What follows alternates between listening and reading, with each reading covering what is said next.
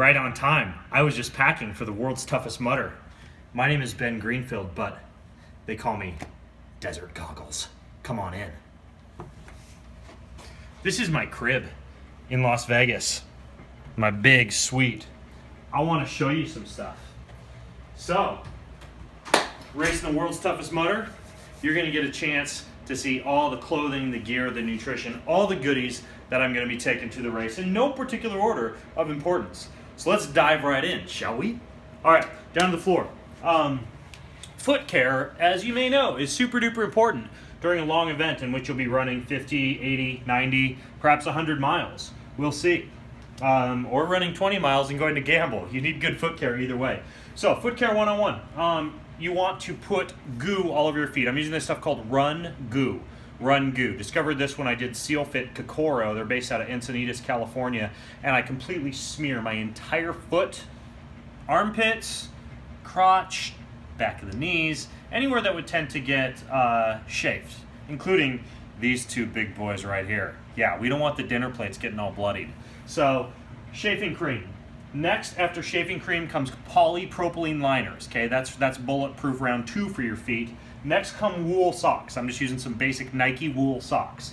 And then come the actual footwear. I've got a couple pairs of Reebok All-Terrains. And then for when the going gets really tough, these Brook Ghosts. And these are a little bit more of a cushion shoe for when the feet get a little bit sore. Not that that's going to happen. I'm just saying if it did. And then gaiters. Just a couple pair of gaiter wraps called gaiter wraps to keep mud and, I don't know, snow out of the shoes. If it snows in the desert, which it's bound to. Okay, let's move on to hand care. Couple pairs of lightweight gloves.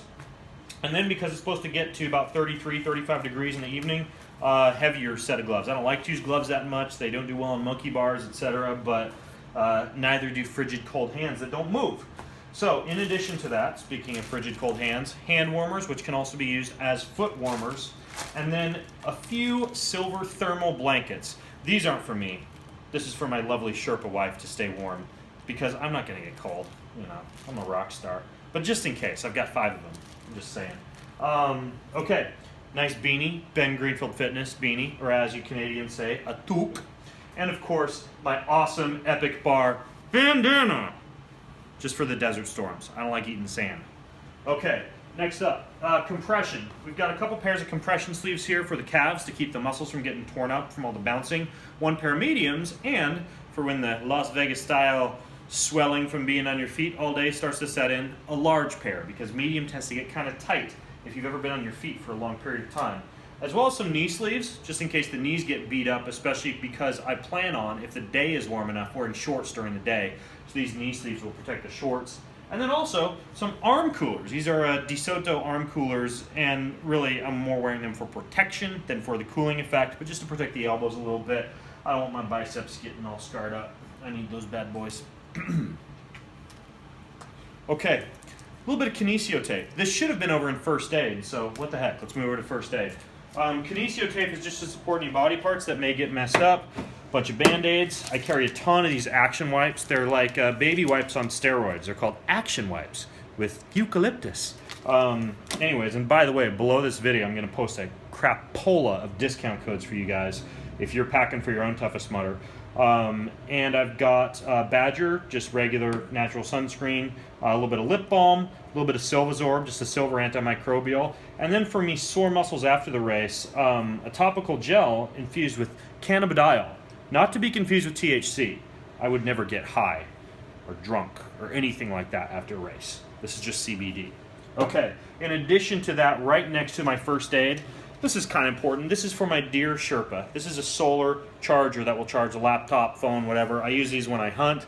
Comes in handy when you're out in the desert too. So this will allow my wife to play candy games on her phone while I'm out running. Okay, next up we've got lights.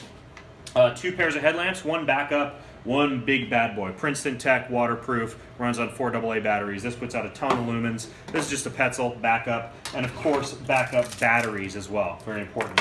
2 strobes, I use these Nathan Sports strobe lights. This will allow me to be found should I go 10 miles off course and they send out the helicopters. I will be rescued. Okay, let's move over into nutrition since it's right here. First of all, my mainstay of my nutrition is this stuff called Ischiate Endurance. This is what the famous Tamamahara, I don't know, it's that random Indian tribe in Mexico. They use chia seeds and honey and stuff when they run. This is all that in a powder. I'm going to have about 100 or so calories of this per hour, along with the second part of this natty stack. It's made by this company, Natural Force. I'll put a big discount code for you guys in the notes underneath the video. This is recovery nectar, but I'm going to be using it during. It goes great in margaritas, but it's like coconut aminos, spirulina, maca-root powder, just all sorts of stuff that will grow hair on my chest and make rocket fuel come out my bum so I go fast. And of course, raw tea. This is like beet juice, nitric oxide precursors, yerba mate, a ton of wakefulness-inducing compounds. So even that, once I mix all of that into a thermal water bottle, I just use these, I love these ones from Hammer because they have the wide mouth on them. I'll mix all that into a water bottle for the equivalent of about 200 calories an hour. But I know that for going for a long period of time, I need closer to 300-ish calories per hour. So I'll also throw down one of these Onnit Oat Mega Bars. I've got, this one's Vanilla Almond Crisp, but this is my favorite, Chocolate Mint. And speaking of which, mint. This is my old standby for if anything goes sour in the tummy during the race. Tums Peppermint. You just chomp on a couple. And if you're vomiting, it will either make the vomit come out the other side or just block up both sides altogether. Either way, you'll be a happy camper, kind of. Oral IV. This is to stay hydrated. This stuff is awesome. I had them on my podcast. Some people think it's woo-woo water. Some people think it tastes like liquid semen.